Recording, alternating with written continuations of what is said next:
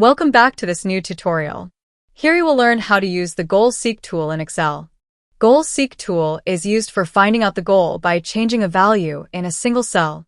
I will be explaining Goal Seek in Excel with the help of these 3 examples. So, request you to see all examples to clearly understand what does the Goal Seek do. Let's get started. In this sheet, I have calculated the equated monthly installment payment for bank loan. This EMI value is quite big for me. So I want to know what will be the loan period if I pay 18,000 EMI. In this case, I can use the Goal Seek tool. Click on the formula calculated cell, or the goal. Click on Data tab, What If Analysis, then Goal Seek. In Set Cell, the goal or EMI cell is selected. Into Value, put the goal or your desired EMI payment, which is 18,000. In By Changing Cell, select the cell that you want to change or alter, which is the loan period.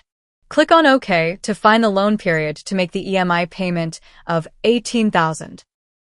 Here you see, 15 years loan period is required to make the EMI of 18,000. Click on OK or Cancel button to either save the result or not to save the result. Let's go to second example. Here I have details of cost and profit for a business. Currently, this business is supposed to incur loss. I want to know what should be the sales quantity plan to make this business at least in break-even point.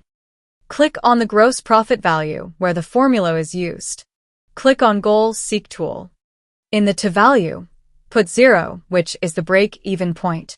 In By Changing Cell, click on the planned sales unit. Click on OK. Here you see, the sales unit required to be in the break-even point is 278 units. Let's go to the third example. Here I have the student's score details in different semesters of an academic program. Student has already given examination up to 4th semester and achieved score percentage are given here. The student has a goal to make the overall score of 80% and wants to know what score percent he should achieve in the last semester. In this case, also, Goal Seek tool will find the result. Click on the final score cell, then open the Goal Seek tool.